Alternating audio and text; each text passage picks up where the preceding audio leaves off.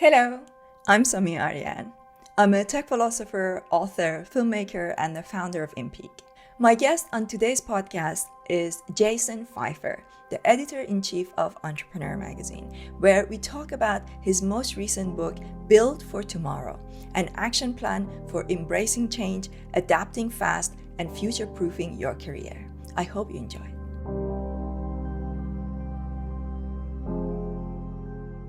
So tell me about the book. Very exciting. Thank you. That's how we discovered. I saw your LinkedIn message, and I've pre-ordered it. Really looking forward to. Thank you. That's so nice of you. Yeah. So tell me about the book. Yeah. So, well, look, I really appreciate it. It's nice to be here. The book is called Build for Tomorrow. The subtitle. It's funny. I've interviewed a million authors, and the authors always stumble on their subtitle. And I think, how do you not know your subtitle? You just wrote this book, and now I do this. I do it too. So I'm going to just read from it. An action plan for embracing change, adapting fast, and future-proofing your career. The publisher's marketing department wrote that, and I think they did a nice job. So here's the thing. When I became editor-in-chief of Entrepreneur magazine, people started asking me this question. And the question was, what are the qualities of a successful entrepreneur? It's just what everybody would ask me. And I will tell you something before I go into book promo mode, that if you step back and you listen to the questions that people ask you, you will realize that questions are actually people telling you what they think your value is to them. And if you can then figure out what that value is, then you're a step ahead of being valuable to people. And that question transformed me, because the more that I thought about it, the more I realized, oh, the reason you think that I'm valuable is because you think, well, I talk to everybody, so I'm the pattern matcher.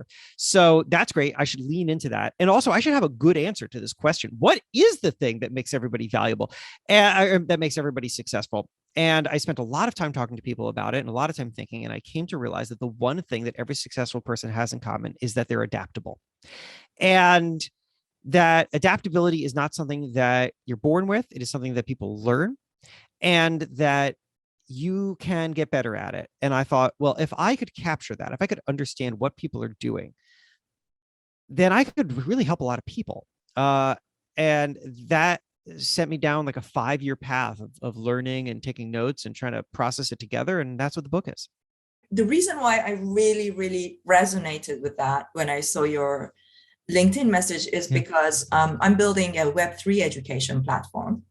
And it's all about teaching people and companies about what is Web3, what's tokenization, how is it changing the nature of economy, how the way that we do business.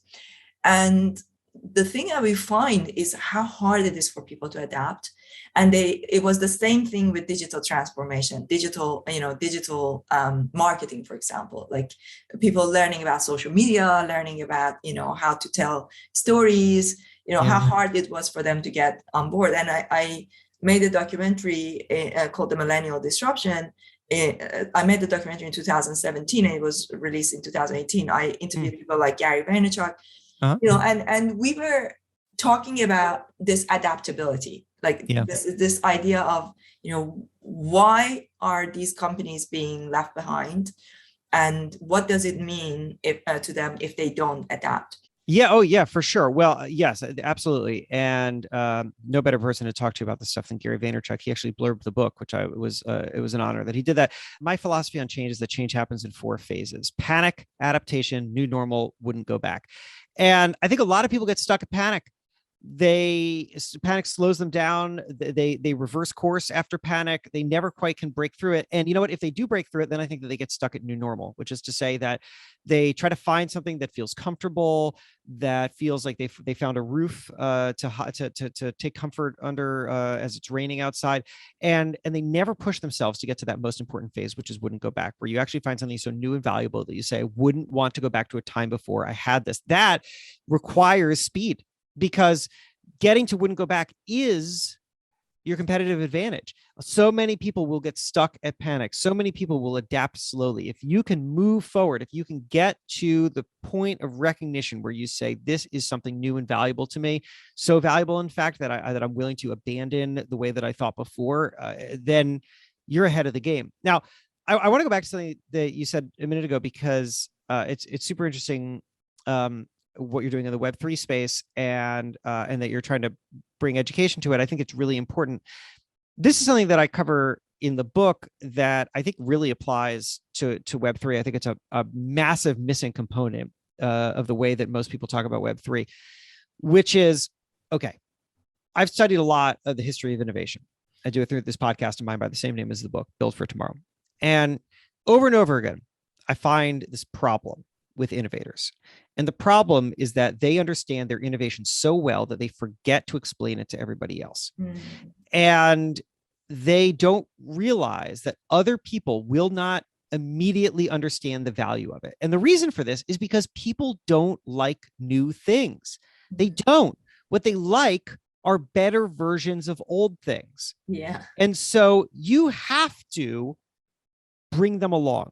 You have to build what I call a bridge of familiarity. I'll give you a quick story. Turn of the century, cars, brand new thing. And they are out on the streets, late 1800s, and people hate them. They hate them. They call them the devil wagon. They throw rocks at them. They yell, "Get a horse," as someone drives down the street. And the story of the car, as it's told now, is that Henry Ford was the guy who revolutionized cars. That's not entirely true. I mean, he revolutionized manufacturing, but Henry Ford was the beneficiary of something that happened before him. This was told to me by a historian who spent a lot of time researching this. And what she told me was that in the earliest days of the auto industry, they advertised the car as a replacement to the horse. Get rid of your horse, get this car, it's much better. People resented that. They hated it. You know why? Because they liked their horse. Yeah. Horse is part of the family. Their parents had horses and their grandparents had horses and their great-grandparents had horses. And now you're going to come along and say, get rid of the horse? Screw you. And so the auto industry realized that they had to talk about it differently. They had to stop talking about the car as a replacement to the horse, and they had to start talking about it as a better horse. Right?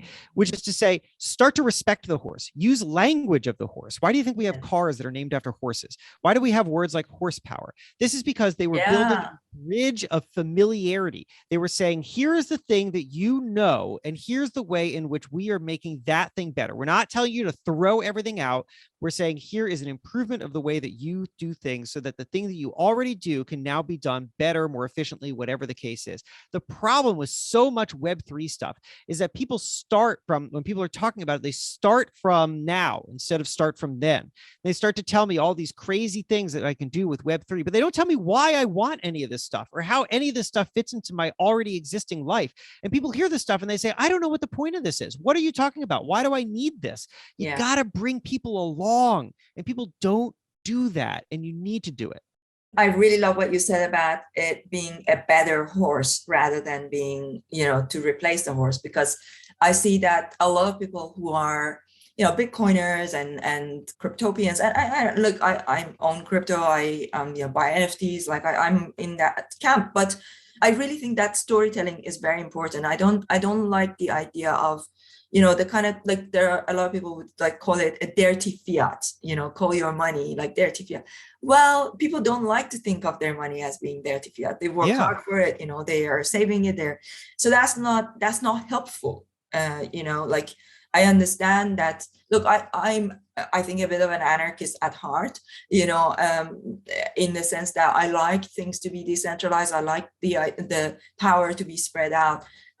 But at the same time, it's like in steps, right? And I guess I wonder if your book will prepare us for. Do you walk us through these steps that it takes to go through these transitions? Because it's one of the things. I call myself a tech philosopher and a transition architect. So I look at the philosophy of technology, and then transition architect is somebody who looks at how do we transition from one technology to another, and how do we tell a story? How do we bring people on board?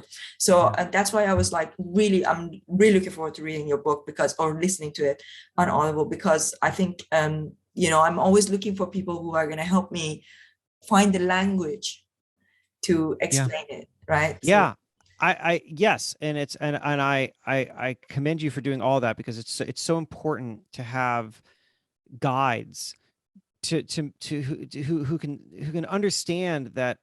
Look, we're building great, amazing things, but if it doesn't fit into people's lives, if it isn't relevant to them, then it's pointless. It just doesn't make sense. There's a reason that I don't own a robotic dog. They exist.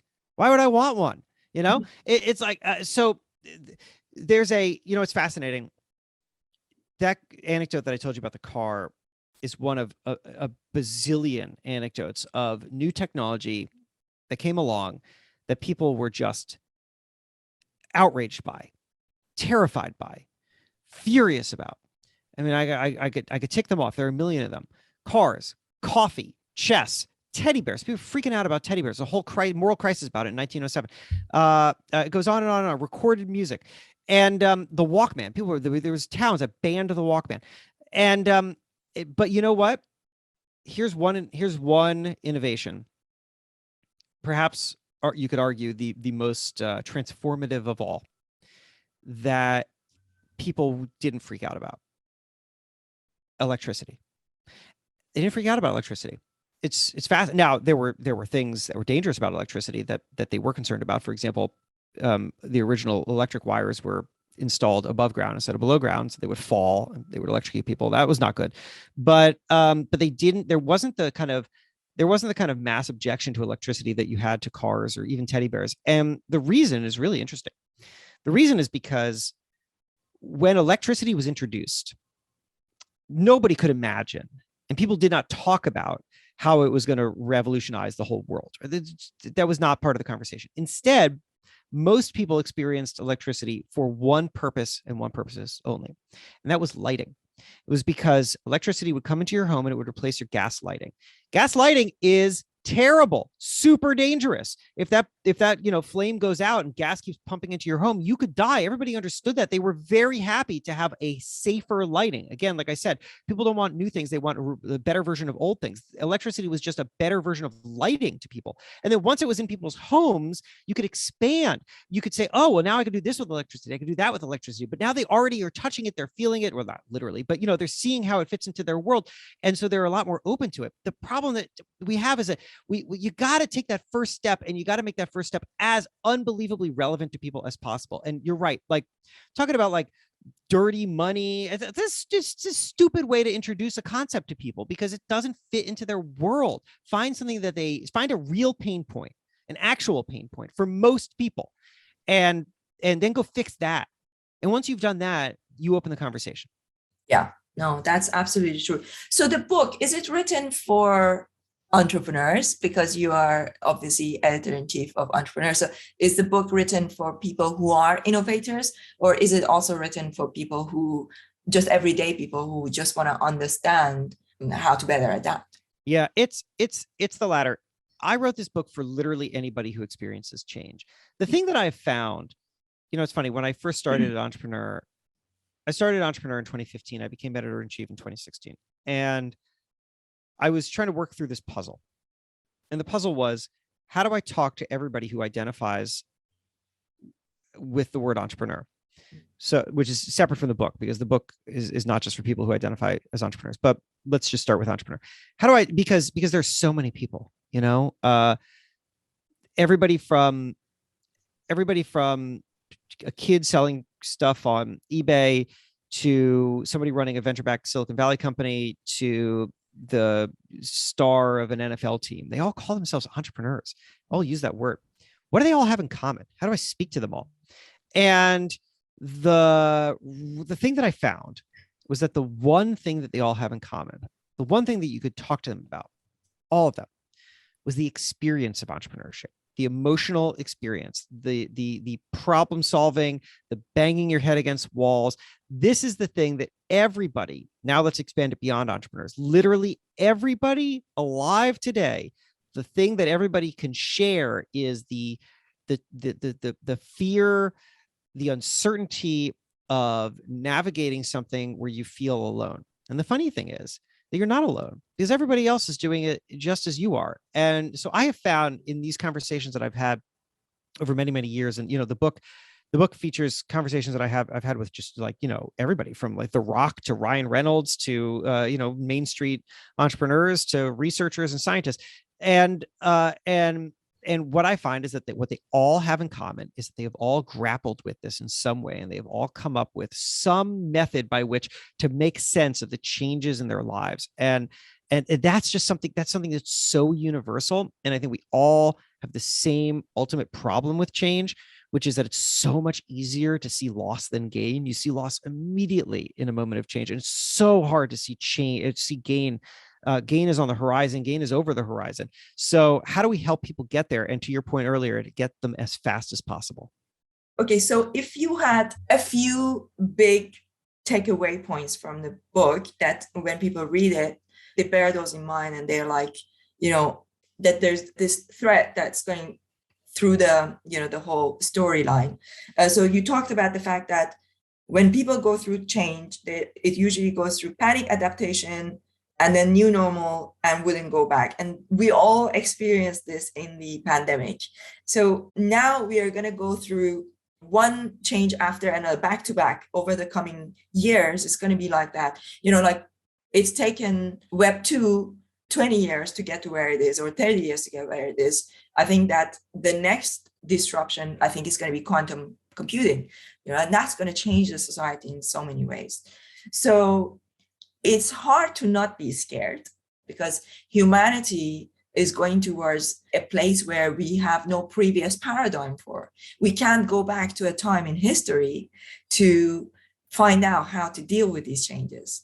So how does your book prepare people for it? Is there like principles that they need to hold on to that will make this change a little bit easier for them? Yeah. So, I mean, look, you ask an excellent and very, very large question. Which I obviously can't respond to in full right now, but here's what I'll say. So first of all, you said that, we're getting to a place where there's no parallel in history. I'm not so convinced of that. And the reason is because throughout history, we have said that over and over again. Right. And yet the foundation of who we are and what we do doesn't really change. The way in which the tools that we use and the means of communication and all of that can change. But, if you want to look at if you were to boil down the challenges that we have with like the internet today, you can find those same things articulated in the earliest days of the telegraph in the 1800s. I mean, like the same exact thing, right? From misinformation to people not quite understanding the purpose of communication, and a lot of doubt over the value of it, right? Like people saying in the earliest days of Twitter, why would I want to tweet what I had for breakfast, is the same as Henry David Thoreau writing in Walden that once a telegraph connects Maine and Texas, that Maine and Texas won't actually have anything to say to each other. Right? These are the same things. So we're repeating ourselves throughout time, and I think that we'll be repeating ourselves once again. It's not to say that the new technology isn't going to be more powerful than the old technology, but what it will do relative to what has experienced in the past is the same, right? Which is to say that it will speed up commerce, it will speed up communication, it will make the world kind of ever more connected, and we'll find new opportunities. But in those opportunities, there will also be lots of people who will take advantage of it, and there will be problems to solve. And this is just what we do over and over and over again. So I think that the thing that we need to focus on as we go through this is not to get caught up in the specific outcomes, okay, but rather to think very clearly, to identify very clearly the purpose for us individually and for us as organizations. And I'll give you a very, very quick example that has nothing to do with technology. During the pandemic, I was catching up with the CEO of a company called Foodsters, baking mix company.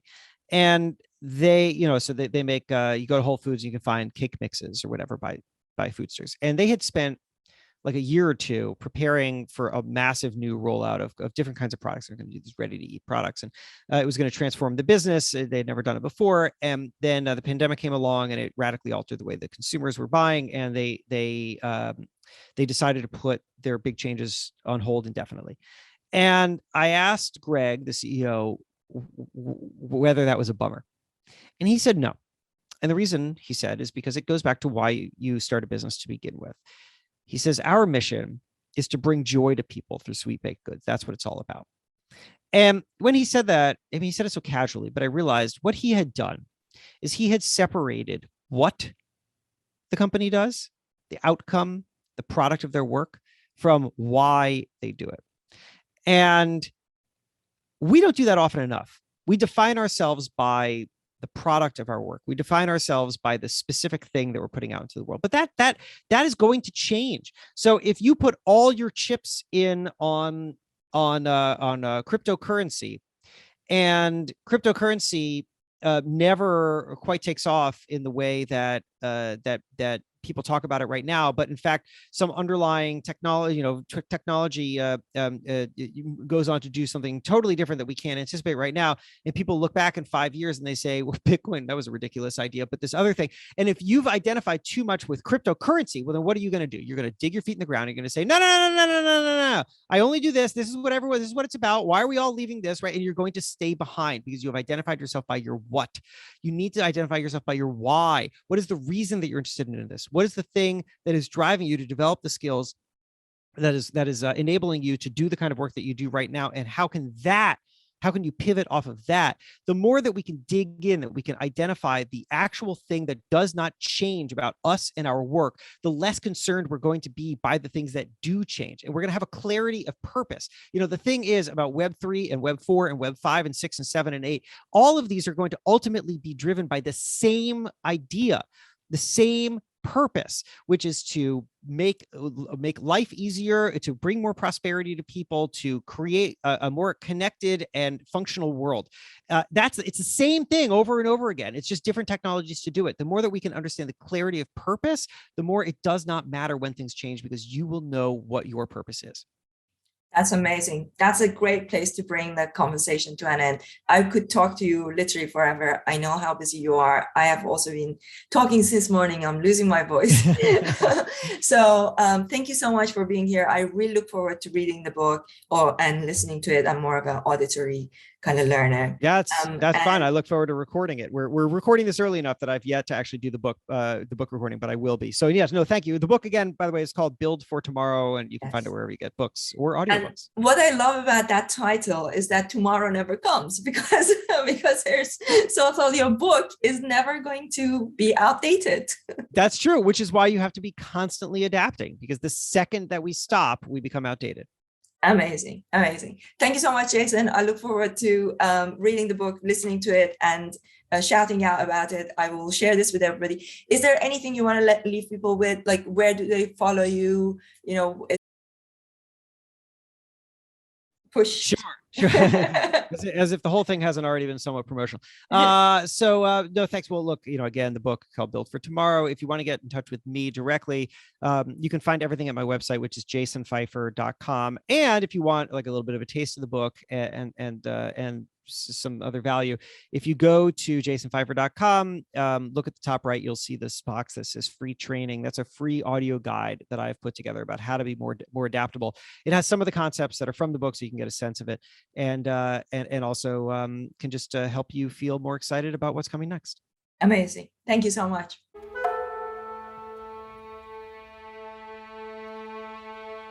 I hope you enjoyed this conversation with Jason Feifer.